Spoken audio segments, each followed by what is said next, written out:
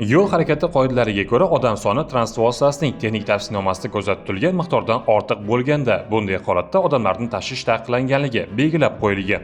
Avtomobil yo'llarida ushbu belgilangan talablarga rioya etmagan haydovchilar afsuski hanuzgacha uchrab turibdi. Xovos tumanida yo'l patrul xizmati inspektori tomonidan yuqoridagi holatda haydovchi qoidalarga rioya etmasdan avtomobilda me'yordan ortiq bog'cha bolalarni olib ketayotganligi holati aniqlandi.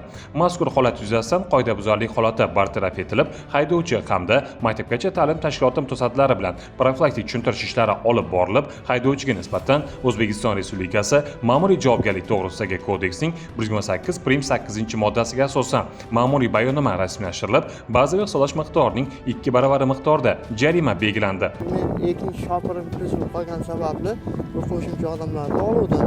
7 ta bola tashardim. 7 ta bolani olardim. Hozir 14 ta bola olib keldim. Boshim miziqli sababli. Sharqobod mahallasidan chiqib turib, Qayrma mahallasi, Qoraqishloq mahallasidan oldim. Qo'shimcha odam. 14 ta odam bo'ldi.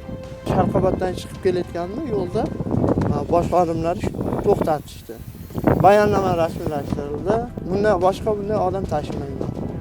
Barcha haydovchilardan harakat davomida odam tashish qoidalariga qat'iy rioya etgan holda harakatlanishlarini, ota-onalardan esa farzandlarining xavfsizligiga befarq bo'lmasliklarini so'rab qolamiz.